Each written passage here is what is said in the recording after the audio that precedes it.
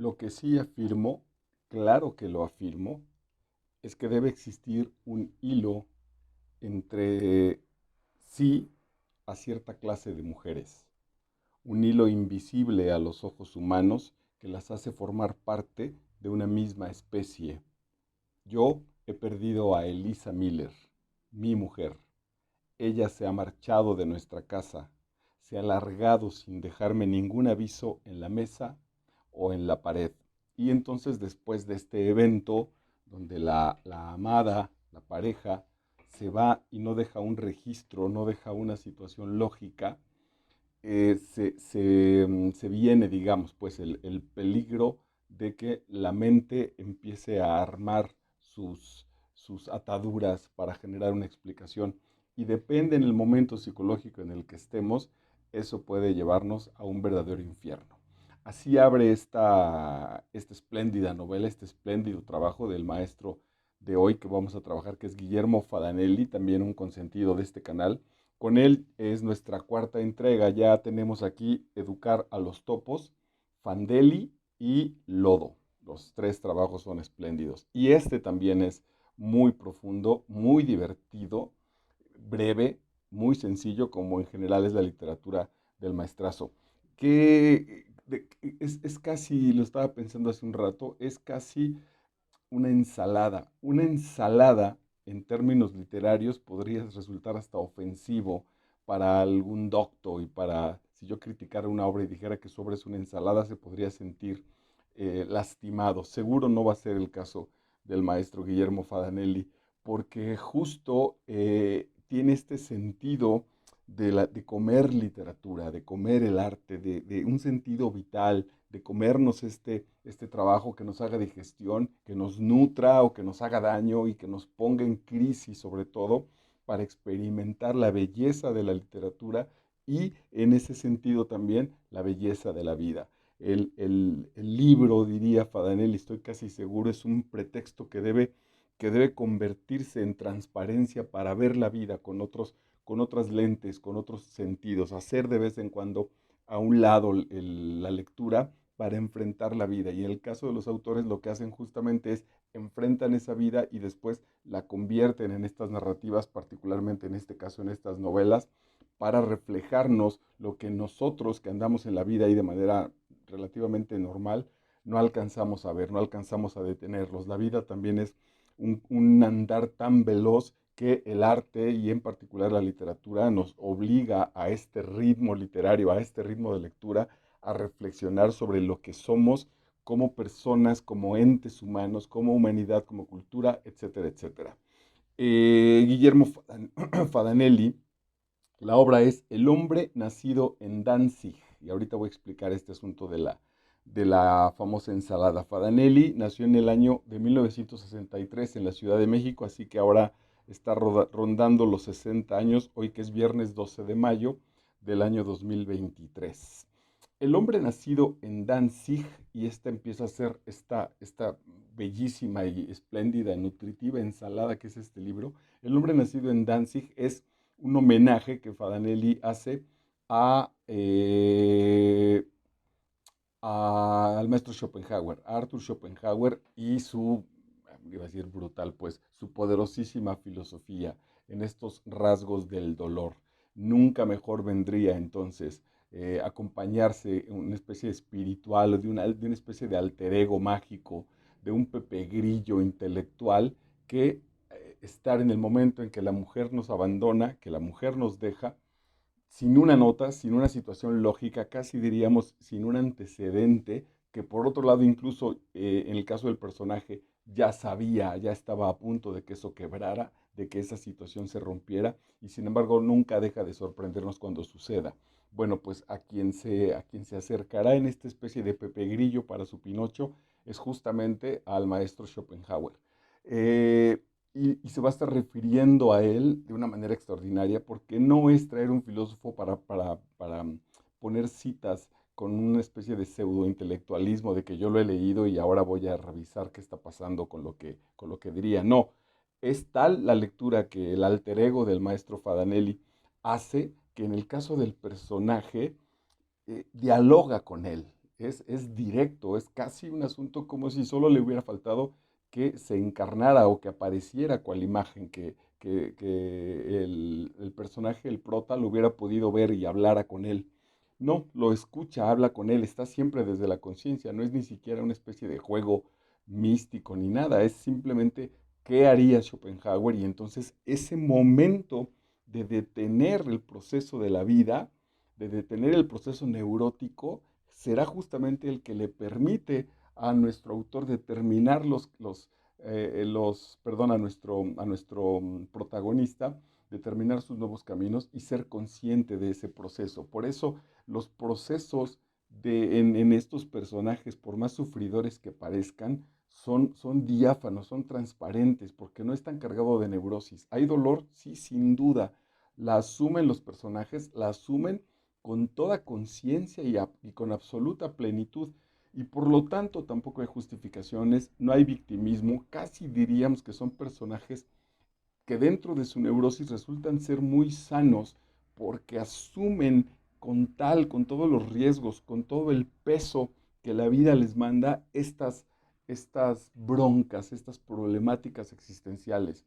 En el caso de Fandeli, este niño enfrentado al crecimiento, a lo que implica hacerse adolescente, lastimado, herido profundamente por una familia que además no pretende hacerlo. En el caso de Lodo también el enfrentamiento absoluto del personaje con la muchacha adolescente que sabe que lo va a tratar mal, que sabe que lo desprecia, y él asume esa posibilidad, él asume ese hecho y lo vive a plenitud.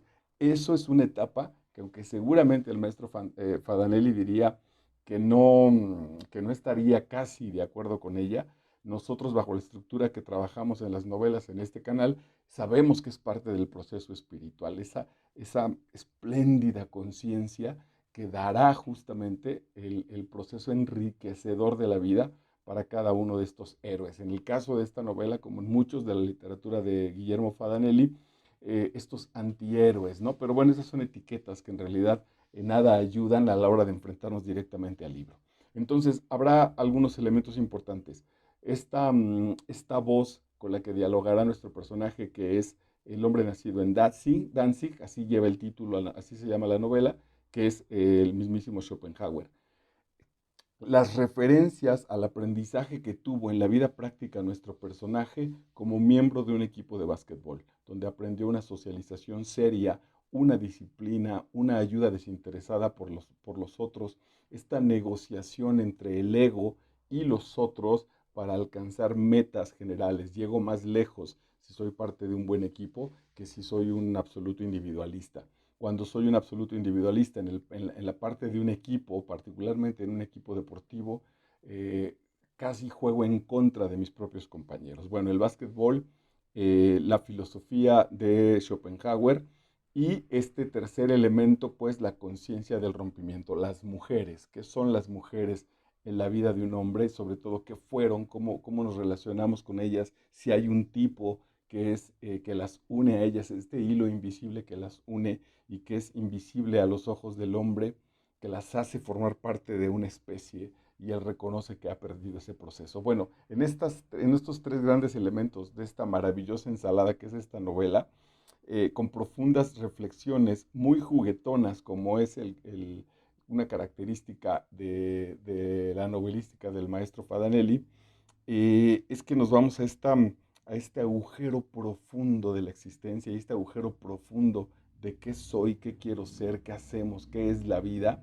sin cuestiones baratas, sin cuestiones de adornos, sin cuestiones azotados, así tal cual lo vive un personaje. Y todo esto aderezado en la historia con una cosa que lo vuelve casi enloquecedora, mágica, porque hay una contratación.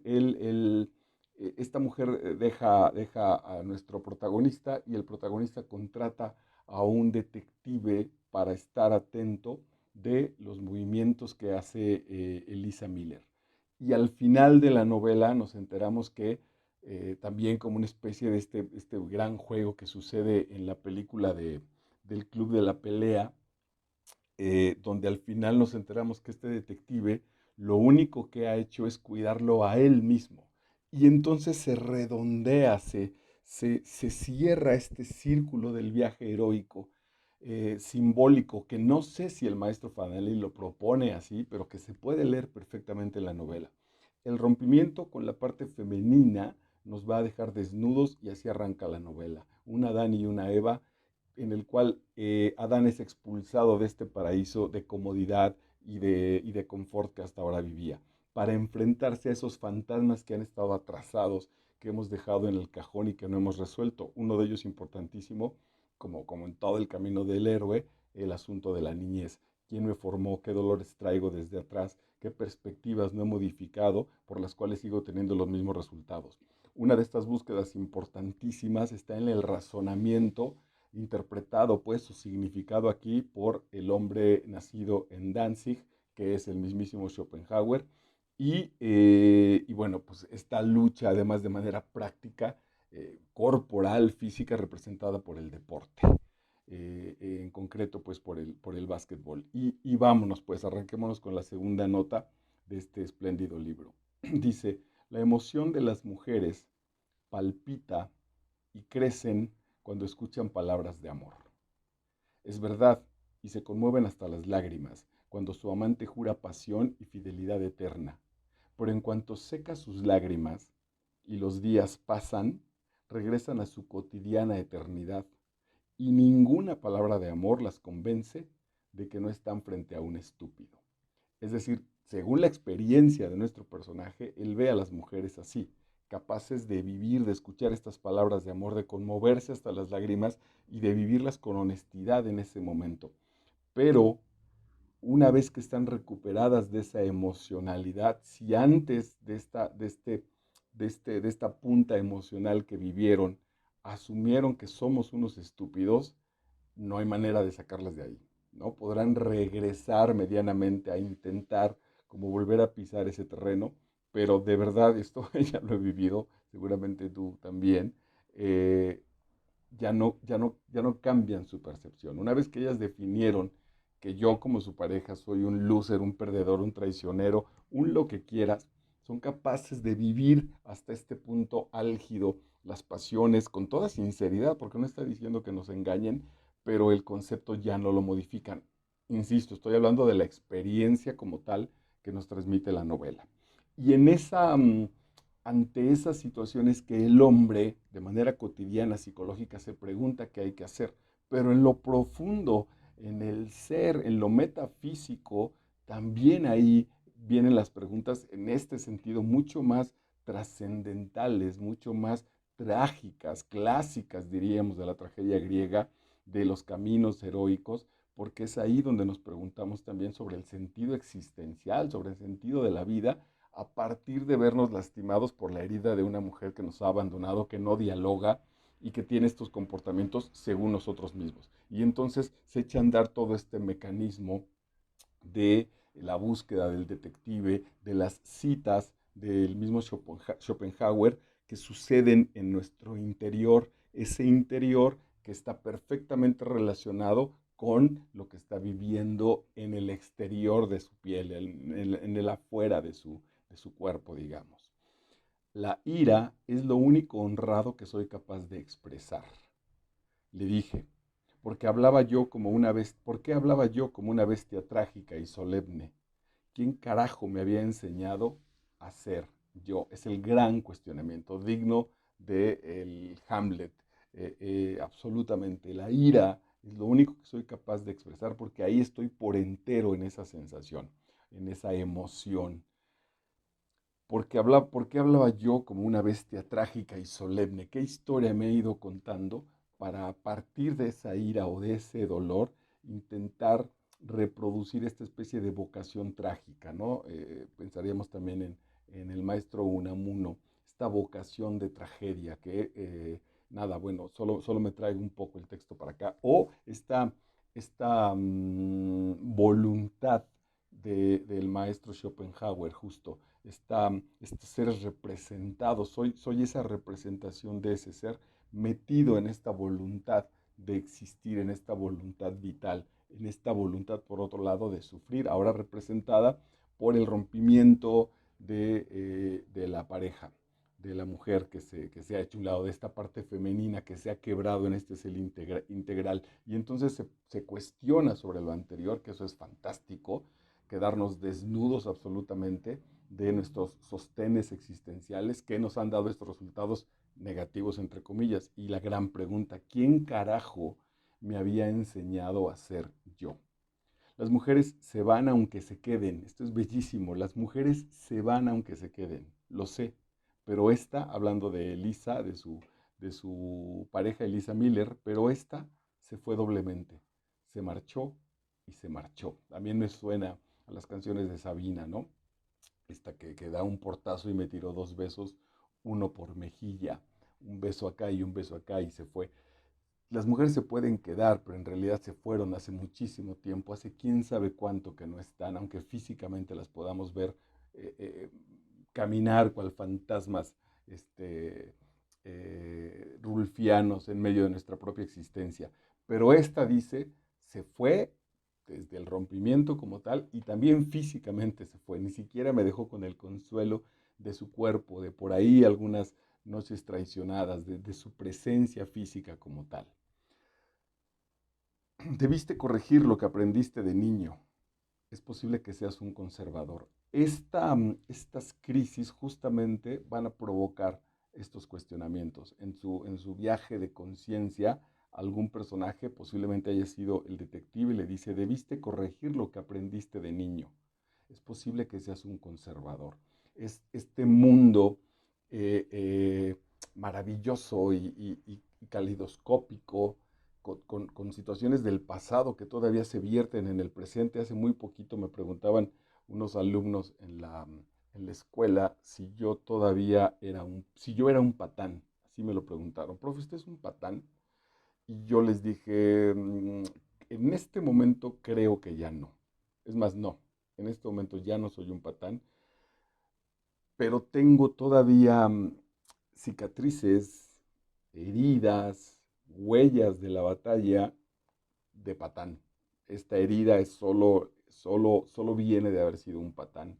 Y entonces esas heridas en muchos sentidos, eh, no sé qué tan activas sigan estando, hace tiempo que no lo experimento, es probable que sigan ahí muy vivas y que estén ahí presentes de manera absoluta. Entonces, un poco también como el efecto de los alcohólicos, alcohólico alguna vez, alcohólico siempre. Entonces, más me vale actualmente seguir comportándome como un alcohólico para no caer en la trampa de la enfermedad, tenerle ese temor, aunque tenga muchos años que no practique pues como tal el asunto de la bebida, pero conviene más manifestarme, hacerme esa construcción de protección que confiadamente soltarme y dejar que me arrastre. En este sentido, pues, esta cuestión como de la patanería. Bueno, esto lo digo porque no obstante haber leído a Schopenhauer, este trabajo que ha tenido como amigos, esta interioridad que nuestro protagonista maneja, aún así tiene este mensaje de la vida. Debiste corregir lo que aprendiste de niño. Es posible que seas un conservador. Gran reflexión. La descripción que uno hace de sí mismo debe considerarse tiempo perdido, porque no es verdadera. Es una invención, una trampa más, un espejismo. Me parece una joya cuando los autores hablan de los artistas, incluso en general los más grandes, hablan de la inutilidad del arte, ¿no? El arte el arte y la literatura, diría, es esta vocación de querer saber sabiendo que nunca encontraremos la respuesta. Pero lo glorioso de ese proceso está en el intento, que el intento está condenado al fracaso y de todas maneras se intenta. Eso es lo que me parece en algunos sentidos heroico y en otros sentidos podría ser perfecta y absolutamente estúpido, ¿no? En otras cosas más prácticas no lo intentaría. Hace algunos años recuerdo que se fue la energía eléctrica en pleno día y quizá no recuerdo, no lo extrañé, algo sucedió que empecé a querer armar un licuado en la licuadora con huevo y fruta y leche y azúcar y todo el proceso. Y ya que estaba todo a la hora de activar el mecanismo, pues no funcionaba. Me olvidé que había que no había energía eléctrica. Bueno, pues más o menos es ese, ese proceso, hablar de nosotros, detenernos a investigar sobre quiénes somos, dice, es una trampa, es un espejismo, porque no es verdadero, porque es una invención. Al final de cuentas, es una narrativa desde la etapa en la que estoy viviendo. Reflexionar, por ejemplo, ahora con este ejercicio de compartirte los textos, cuando voy a algún texto que leí cuando era adolescente, cuando era joven, eh, ya no subrayo lo mismo. Hay algunas cosas que me causa cierta ternura pensar y decir, mira, subrayaba estas cosas. Y hay otras donde el paso del tiempo ha confirmado eso que hace 20, 30 años era una intuición y entonces esas me dan mucha satisfacción. Pero todo eso de todas maneras es una invención. Ahora, Fadanelli como tal, en este sentido, tiene, tiene ¿qué digamos? El tremendo valor, la humildad maravillosa de no tirar el consejo. Ahí me encantan también los autores, cuando sueltan la historia y nos obligamos nosotros como lectores a encontrar esas respuestas ante las preguntas que habremos encarnado para nosotros mismos, encontrarlas justamente en nosotros mismos a partir de este espejo o de este vidrio transparente que hace la obra literaria frente a nosotros. No se abarata el arte, no se abarata la literatura dándonos la respuesta, intentando una respuesta, presumiendo que nosotros lo hemos logrado. No, el prota solo dice, la descripción que hace uno de sí debe considerarse tiempo perdido, porque no es verdadera, es una invención, una trampa más, un espejismo, pero no aconseja y dice, entonces entrégate y vive. Nada, simplemente nos va planteando lo que va viviendo este gran viajero interior, este gran viajero de la Ciudad de México, este gran viajero de su propia existencia, que en general es la literatura de Fadanelli, ¿no? Ahorita que decía gran viajero, pues pensé también sin duda en el maestro Henry Miller y sus trópicos. Aquí tenemos ya el trópico de eh, Capricornio, es el que tenemos trabajado y estamos a punto de empezar la lectura, la relectura del trópico de Cáncer. Ok, no estaremos completamente civilizados, esta frase, este diálogo entre Schopenhauer y él mismo, no estaremos completamente civilizados hasta que el ruido quede proscrito, el ruido interior, pero también, por supuesto, el ruido de la calle, el ruido. Y nadie se crea con el derecho de irrumpir en la conciencia de un ser pensante. Esta, esta filosofía de vida que convertimos en ideología y que asumimos que los demás deberían seguir, la rechaza pues este prota absolutamente independiente, enfrentado con su propia, este héroe asumido con sus elementos, con sus herramientas, con sus armas para enfrentar su propia existencia. Cuando los otros, sin ser solicitados, llegan a querer compartirnos, incluso con buena voluntad, este derecho de irrumpir nuestra existencia, de irrumpir nuestra crisis, de querer convertirla, diría yo, en ideología, no estamos entonces siendo civilizados. Es bien interesante, pues, porque me parece que éticamente respondería esta historia, esta novela, a ese derecho de que cada quien se estrelle y viva su propia existencia y se deshaga si así lo quiere, si así lo tiene, sin, sin el juicio brutal, ¿no? Sin el encarcelamiento de nuestras ideas puestas en su conducta o en su ser. Encárgate de ti mismo, encarguémonos de nosotros. Eh, y ahí me parece genial este vagabundo del intelecto, este espléndido caminador de sus circunstancias que es el prota de esta bella novela, El hombre nacido en Danzig. El arte le estaba vedado porque el arte es una invención anómala que nadie puede aún describir. El arte se sale del mundo de las definiciones, del mundo de las etiquetas. Entra porque también es parte del mundo de las etiquetas, pero tiene una especie de tubo de fuga. En términos más místicos, diría, citando a la Biblia, soy del mundo, pero no pertenezco al mundo, o pertenezco al mundo, pero no soy del mundo. Me muevo en esta realidad mundana, la negocio con ella, la disfruto, la padezco, pero yo no pertenezco, no soy, mi esencia no es del mundo. El arte le estaba vedado porque el arte es una invención anómala que nadie puede aún describir. El arte es una idiotez, una vaca sin leche. Y ella, Elisa Miller, no podía ser idiota. No, no, yo me negaba a considerarla una artista que bailara y ya. Hace una fuga, pues, en esta reflexión del dolor de estar buscando a esta Elisa Miller, en esta, a diferencia, diríamos, de Felipe Montero en Aura, que cuando desea a Aura, cuando sabe que la desea por una excitación física absolutamente, él se siente muy satisfecho, nos dice el narrador, porque Felipe le dice, tú has encontrado una justificación moral para tu deseo, que es muy bonito y es muy profundo.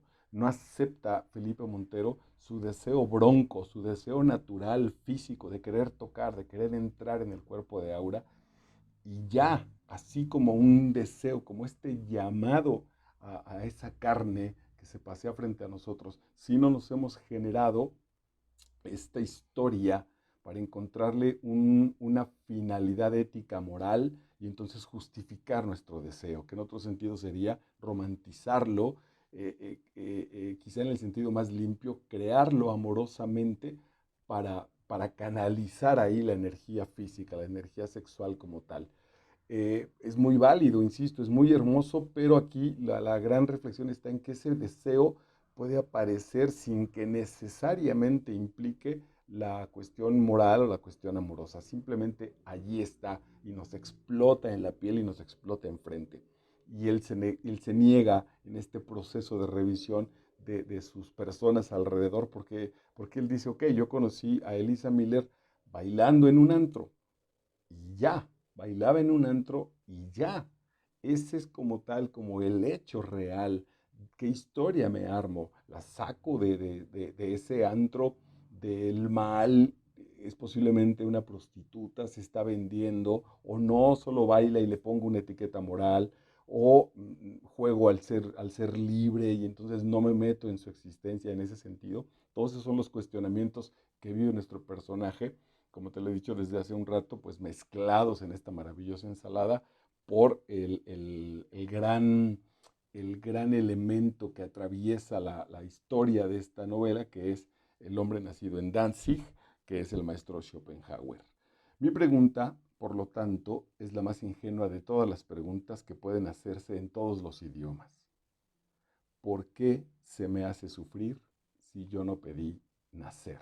Casi ahora pensaría en el Segismundo, ¿no? El Segismundo encerrado en su torre, cancelado por una predicción de su árbol familiar, de su árbol genealógico, guardado ahí. Bueno, pues este Segismundo del siglo XXI, que será el alter ego de nuestra novela, ahora se sigue haciendo las preguntas de hace 500 y desde Prometeo y posiblemente antes todavía, con una ingenuidad relativamente natural que se puede plantear en todas las culturas y en todos los idiomas. ¿Por qué sufro si yo no pedí nacer? Bueno, y ahí aparecen, en este canal tenemos muchas respuestas místicas, donde generamos bien claro la diferencia entre la respuesta científica y la respuesta mística. Con mi acercamiento como tal en mi investigación sobre el maestro Guillermo Fadanelli, él, por supuesto que es un gran ateo, es un tipo apegado absolutamente a la ciencia, que no cree y jugará incluso casi como ridículas estas respuestas míticas, espirituales que nosotros tenemos como en el nivel 7.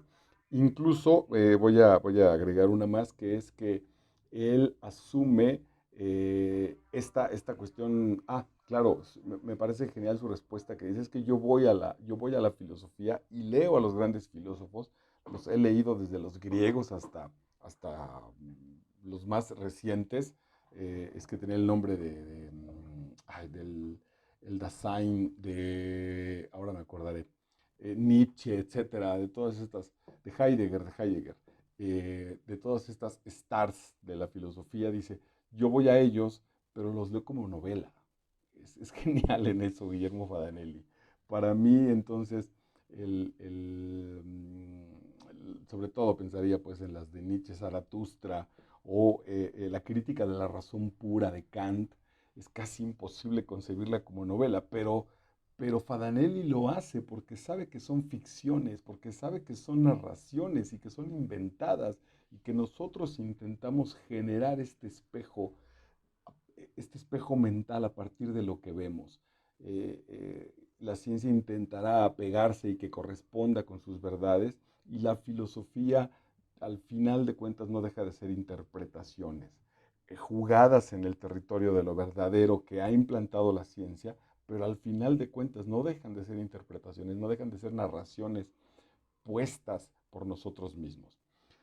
Ok, vámonos para el cierre de la novela. Lo mencionaste algunas veces, Elisa Miller, la mujer que te ha abandonado, tu vieja, pero me has contratado para vigilarte a ti y solo a ti, porque él le reclama a este investigador privado, a este detective que ha contratado, le reclama que no tiene resultados.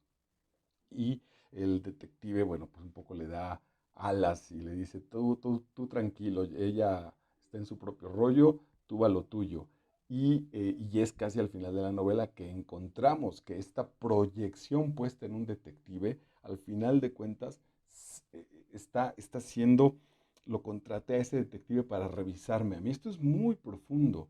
Todas nuestras relaciones, aquí lo hemos trabajado con otros textos, son espejos de nosotros mismos. Nosotros somos el resultado de lo que hemos vivido con las otras personas. Entonces, la que me amó muchísimo, la que comparto hijos con ella, la que me robó mi primera vez sexual, a la que le robé su primera vez sexual, la que, no dejan de ser voces que he trabajado para mí mismo, encarnadas en imágenes, en regalos amorosos que las otras personas han compartido conmigo, porque yo también me he prestado para ese mismo proceso, pero esta especie de diálogo no es con el otro, siempre el otro soy yo mismo, espléndido.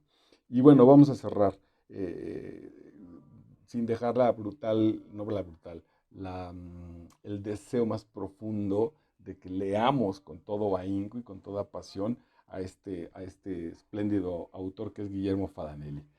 Cierra y dice, continué mi camino a paso desganado. Va en este cierre cual Edipo después de su tragedia a buscar su redención. Continué mi camino a paso desganado, evitando mirar hacia atrás el bote de basura cuyo contenido ardía en llamas. Una urraca graznó sobre mi cabeza. Se había posado en la más elevada rama de un árbol. ¿Una urraca? Importante cierre. Dos niños se peleaban el derecho a unas monedas en el rincón de una bocacalle. Esos niños, al final de cuentas, podemos leerlos como nuestra interpretación justo del bien y del mal, o de nuestra inocencia, de nuestra razón y nuestro juego, de Eros y Tánatos en otro sentido. Pensaba en Nietzsche y lo apolíneo y lo dionisiaco, muy profundo sin duda alguna. Dos niños se peleaban el derecho a unas monedas en el rincón de una bocacalle. Tiraban golpes y puntapiés, se arrancaban las creencias y sorbían los mocos y el sudor de la pelea, y ningún perro los miraba. Eh, es que es genial, es muy metafísico, pero tiene la genialidad de que esto metafísico no nos suena a metafísico, no nos suena a espiritualoide, porque se arrancaban las creencias, pero se sorbían los mocos y se manifestaba en el sudor de la pelea. Y ningún perro los miraba. A mí esta es mi interpretación personal, significa que lo que mueve la vida, que le hace sentido a la filosofía de Schopenhauer, es esta, diríamos aquí, esta bronca que tengo conmigo mismo, en este fluir doloroso de la voluntad de Schopenhauer, que Schopenhauer descubre y nos comparte, y que Schopenhauer dirá solo será salvada por el arte o por la ética. Es muy probable que estos dos niños terminen siendo eso, pero no deja de haber una pelea, no deja de haber un arrancarnos la piel, no deja de haber un cuestionarnos permanentemente, pero por otro lado, este arrancarse la piel, esta pelea infantil, muy bien expresada justo en infantil porque es inocente. No, no es la pelea de los adultos del cuento de Borges donde cargan un destino sobre ellos, un destino irremediable. No es Hamlet a punto de matar a su tío hincado mientras reza y dice, si lo mato aquí, lo mando al cielo. No, eh, eh, eh, eh, Fadanelli creo que no asumiría eso, no dice, yo no estoy jugando a ser Shakespeare. Para mí son dos pinches mocosos que se están madreando en un callejón, pero ningún perro los mira. A mí me da esa idea también de este constante cuestionamiento con nosotros mismos. Desde que tenemos conciencia, hemos estado generando preguntas y supongo que el último segundo de nuestra existencia todavía quizá habrá alguna pregunta que tenga que ver, ok, ¿y ahora qué sigue? Genial, genial. El hombre nacido en Danzig, de Guillermo Fadanelli. Yo soy Marco Vidal, estás en Master Vidal y creo que, bueno, le haríamos un favor a nuestra existencia si nos acercamos apasionadamente y peleamos con este tremendo niño, tremendo artista que es el maestro Guillermo Fadanelli. Gracias.